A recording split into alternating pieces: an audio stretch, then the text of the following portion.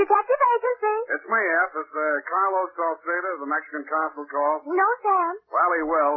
Tell him it's not what we thought it was. So hold everything. I'll get to him as soon as I can. Yes, Sam, you sound so tired. Are you all right? Oh, I am and I'm not. There were too many windmills to chase, too much language I didn't understand, and much too much venganza, which is Spanish for vendetta, which is English for vengeance. In any language, it's dynamite with a short fuse. Then you knew what it was all about all along, Sam. It was revenge. It was and it wasn't. Oh, I'm afraid I don't understand. What about the girl? Is she all right? She is and she isn't. I am confused. Exactly par for the course. But don't worry, F. It'll straighten out like starched spaghetti when I come down to say it with flowers, dictating, as I will, my report of fury and ferment on the Red Anapola Caper. Amapola, my pretty little poppy. Oh, Sam. That's as all she as I'll be today. Mr. Salcido called. I told him what you told me to tell him. For more I couldn't ask, yes? He understood what you meant perfectly. I don't understand a thing. You will. You know, I may have to trade this stuff in for tequila. No messing around there, straight to the point. A virtue some people might do well to cultivate. Just tell me one thing, Sam. Was it a sour cake? Let's not tarry up to the point, remember? Pad ready. Pencil poised. Knees crossed. Yes, Sam. Skirt a little bit higher. But all I want to know is... All right. Date, fill it in. To Detective Lieutenant Kelsey, Homicide Detail, San Francisco Police, from Samuel Spade, license number 127596. Subject, the Red Anapola Caper. The following is, as you requested, a detailed account of the 31 hours, 16 minutes I spent on the case of Armando Rios and daughter. I trust it will answer all your questions, solve your commissioner problems, and enable you to speedily dispatch your duty as one of the city's finest. May heaven help our city. So come back with me to 3 p.m. yesterday, the approximate time I stepped into my office and saw, standing nervously by the window, a Mexican girl in her early 20s. Her clothes, though neat and clean, were rummage sale cycles which had seen better days. Her bare legs were too thin, her features too drawn. But the midnight color of her hair and the largeness of her eyes told me she could have been beautiful if things had gone another way. I'm glad you have come. I couldn't have waited much longer. Oh, I'm sorry. I didn't know you were here. My name is Andrea Rios. I would like to hire you. Mm-hmm. But I do not have much money. Well, much money may not be needed, Miss Rios. What is it you want? Your time, Mr. Spade. You see, if you accept this job, I must have all of your time from now until tomorrow morning. If you cannot accept, you must tell me now so I can get someone else. I see. I can only pay $30. I know it is much to ask for $30, but... Then ask for more for less. The job may be difficult for you. You will not be able to sleep. Well, I can make that up on somebody else's time. Then you will help. Yes, I think so. I would like to hear more about it. We will go to my father. You will learn more there.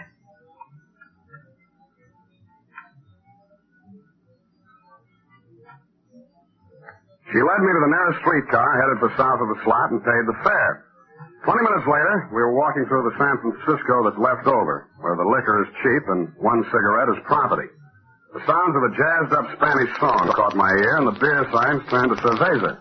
The building Andrea Rios picked to go into was old enough to give the termites indigestion. A faded sign said, La Casa Azul. He knocked on the door of room 12. Andrea, Papa.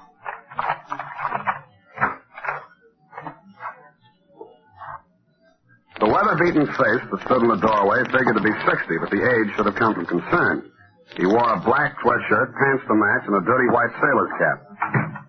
Inside on the table sat a bottle of high-octane joy juice, that witch hazel with a misnomer, tequila. The lemon and salt stood alongside. On the bed lay a duffel bag with the block letters Santa Susana. Está este el nombre, papá. ¿Cómo se llama?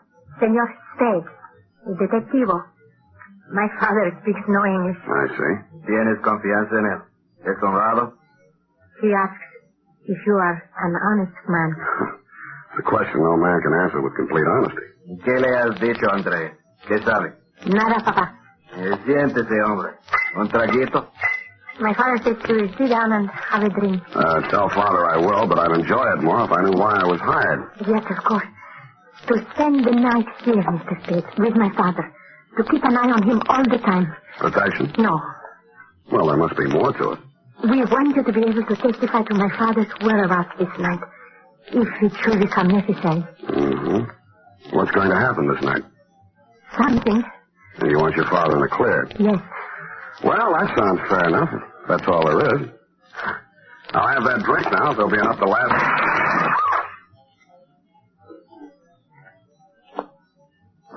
The window pane came flying in, and the ugly muzzle of a .45 silencer attached stuck through. I yelled, so did Andrea. The gun yelled louder and with more effect. The bullet hit Andrea in the side. She lurched crazily, then folded in her father's arms. She began to mumble her name and cry. I jumped to the window. Pulling away was a black Buick sedan with driver unidentifiable. So were the license plates. They were covered tightly with a cloth. It was a pro job from beginning to end, and a clean getaway.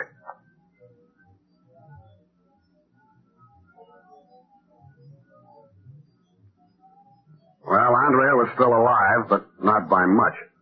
I turned up a phone in the lobby. One nickel got me to the emergency hospital. The other brought me homicide. When I got back to the room, Andrea was still lying there, but she was alone. Armando Rios, her father, had gone. And I thought I knew why. Revenge, huh? Exactly, Lieutenant. I think Rios knows who shot his daughter because I think the bullets were meant for him and she got them by mistake. Huh? I think, therefore, that Rios has got revenge on his mind. Now, let you have Rios picked up before he does something he can't get out of. I'll make a note of that. Also make a note as follows. I, Lieutenant Kelsey, will check the Mexican consul for background on Rios because I, Lieutenant Kelsey, believe Rios is a Mexican national. Not so fast, sir. Furthermore, I, Lieutenant Kelsey, will make a close check of all incoming police calls for the rest of the night because something is going to happen for which Rios wanted an alibi. When I find out what same is, I will graciously inform Sam Spade. Sam, how do you spell graciously?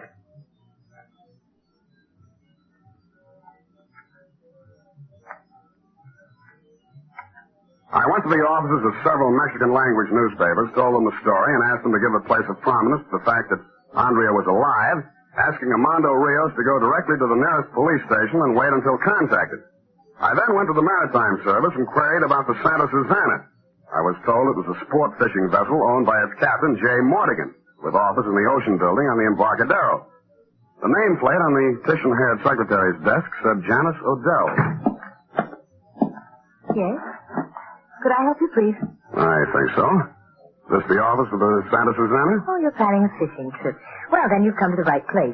Santa Susana has excellent accommodations, is thoroughly outfitted for an extended cruise in the Bay of California, where, as you know, exist some of the greatest fishing waters in the world. If it's the same as you, miss, I'll do my fishing here. My name is Spade. I'm a private detective. I am trying to locate an Armando Rios. Rios? I said something? You know him? He's got a berth on the Santa Susana. Well, he has... At least he had. What's he done, Mr. Spade? Well, it's what he will do that bothers me. You say he had a berth. Would you explain, please? Just a moment, Mr. Spade. Captain Morgan, the private detective out here asking about Armando Rios. Rios? Well, send him in, Janice. Come on, move lively. In here, Mr. Spade. Thank you. My name's Morgan, Captain Morgan. I skipper the Santa Susana, the finest sport fishing vessel ever to touch salt water. Everybody's got a commercial. Miss Odell says you're asking about Rios. I am. I'm trying to locate. And so am I. I've got steam up and a dozen people waiting. Rios knows those Mexican fishing waters like no one I've met. And where is he? Jumped ship, if you ask me. Scampering around San Francisco, or dead drunk in some infamous den from that cactus poison he drinks. If the storm's over, Captain, I'd like to ask you a few questions. Where does Rios room when he's in San Francisco? Stays right on the ship. Did you know he had a daughter? No. You don't have any idea, I suppose, why Rios jumped ship. It's a woman. That's my guess. It's always a woman. But that is just a guess. All right, Captain, I'll make a small-sized deal with you. If I find Rios, I'll notify you. If you find him first, notify me. I'll leave you my card.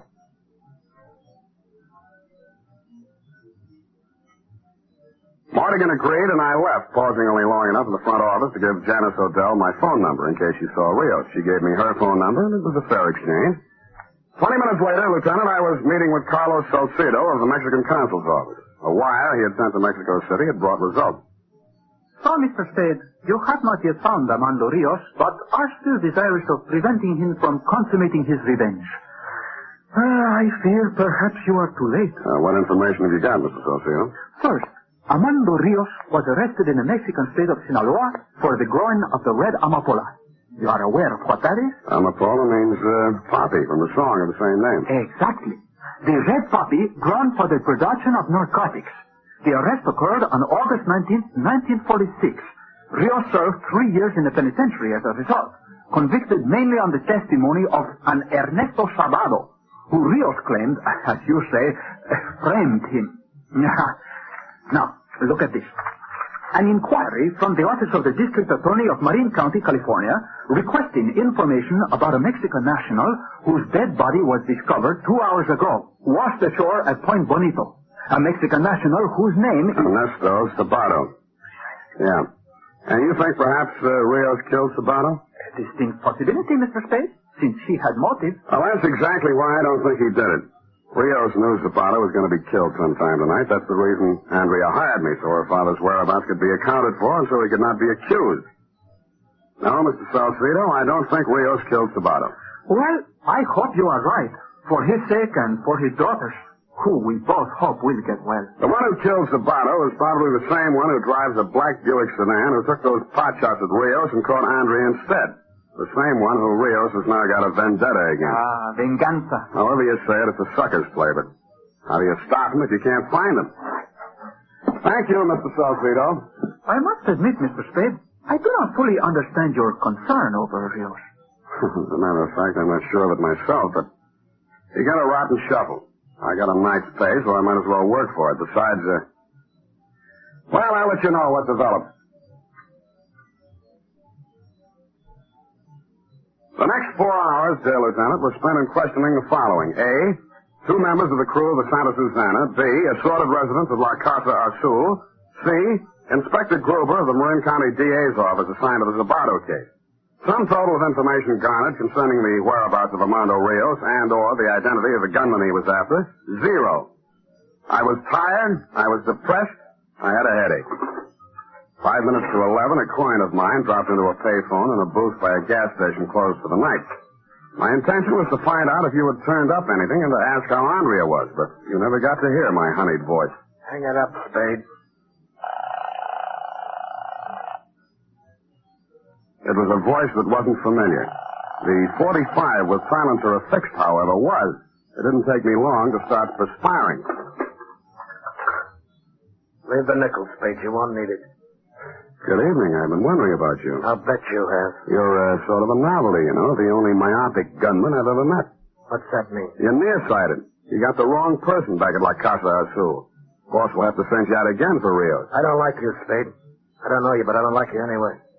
Guess I'll kill you so I'll never have to take a chance of knowing you. Now, come on, step out, gumshoe.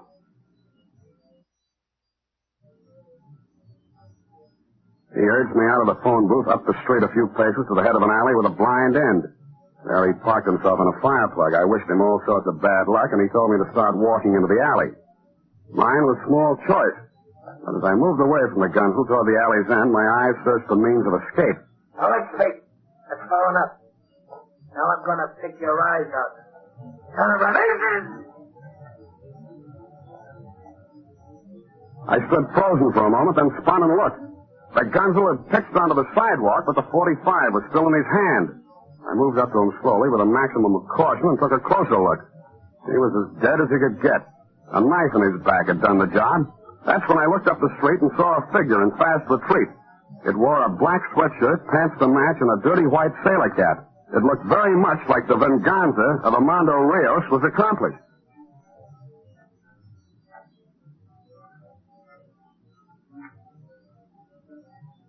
You arrived at the scene of the crime, Lieutenant, where you took over in your own masterly way.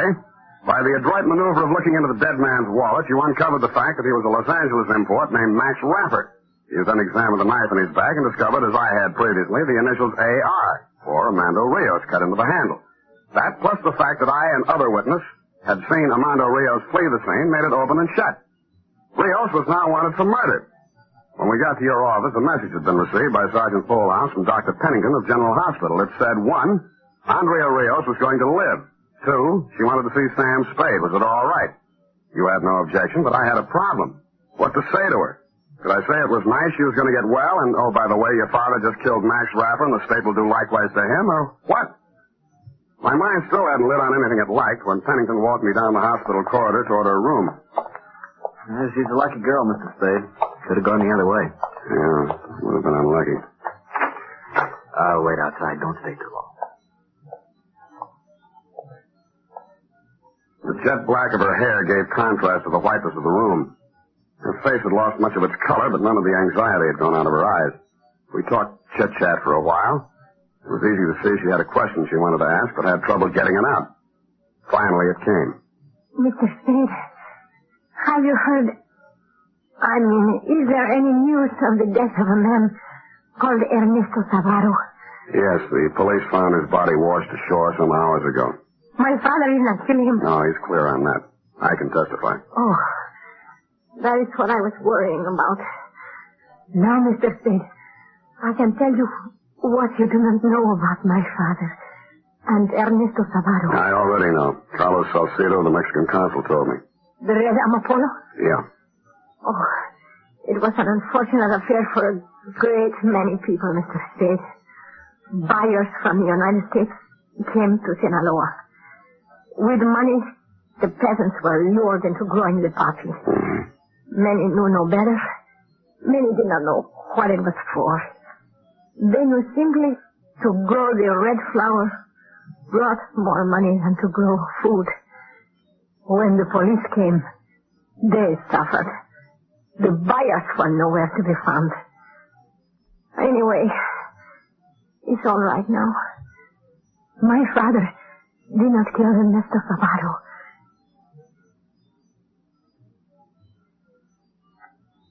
No, Lieutenant, she did not learn about Max Rapper's killing from me, or that her father was now a fugitive wanted for murder. I also didn't ask her some questions I could have asked, like, how did she know Zapata was going to be killed? Did Rapper do it, and why? Somehow it didn't matter. It had turned sour all the way down the line. And besides, Zapata was Inspector Gruber's problem, not mine. 20 minutes later, I walked into my apartment, uncorked a live one, and started at the top. 4 fingers down, the phone began to ring, but I didn't pay any attention. The sky was just beginning to light up with morning, and I remember saying to myself I was still technically on the Rios case, but actually there was no case to be on. When I couldn't stand the phone rings any longer, I lifted the receiver off the hook. Sam? Sam? Hello? Sam, this is Janice Adele. I just saw Rios. Well, He's going to kill Captain Morgan. Morgan? Why We Morgan? went to the Santa Susana after him. Pier 32. Rios is wild. Stop him, Sam. Why call me? Call a cop. Hello? Hello?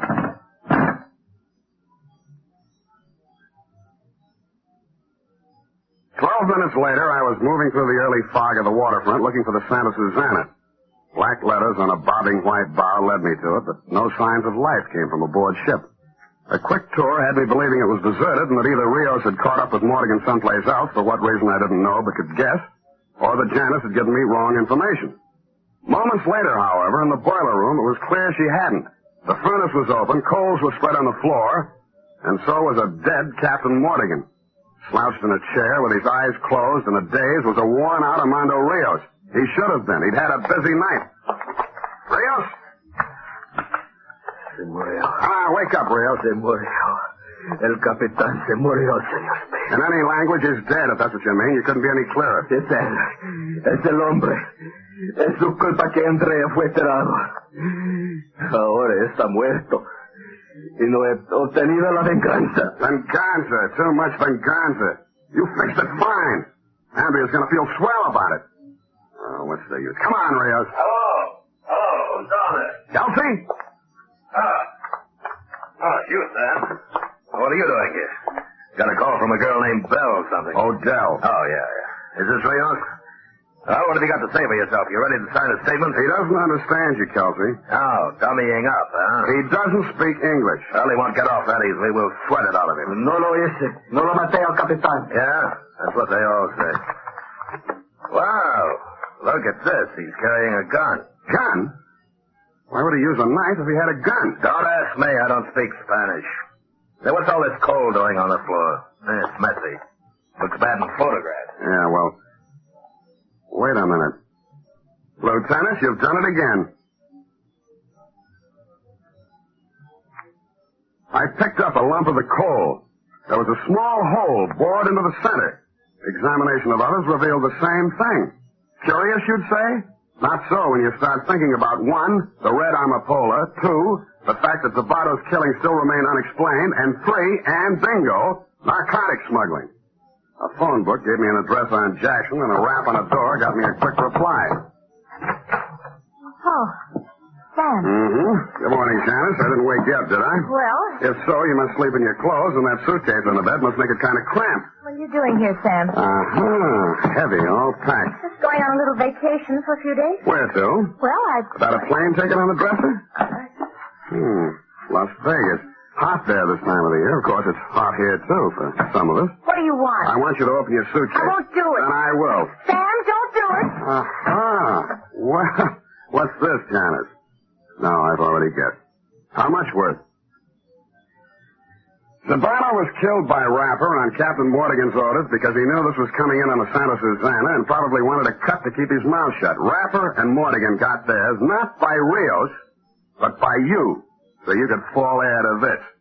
Poor old Rios, old and wanted. He might have muffed his revenge, so you took no chances. Did them in yourself with Rios, you nice, fat, convenient pigeon. Sam. But the police are going to find it harder and harder to get a case against Rios, and easier and easier to get one against you. These narcotics in your possession will go a long way. Sam, listen to me. Just as long as I've got a gun in my hand, I'll listen to you, baby. There's over $100,000 worth here, and I know where to unload it. Mm-hmm. And what's in it for me? Half. And something else. Yeah? Me.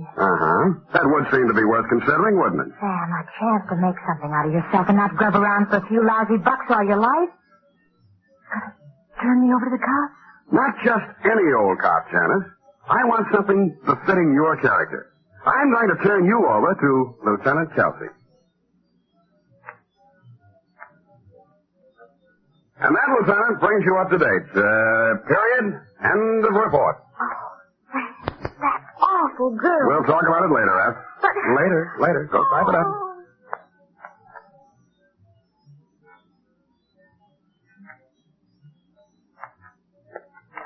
Here it is, Sam. Can we talk about it now? We can.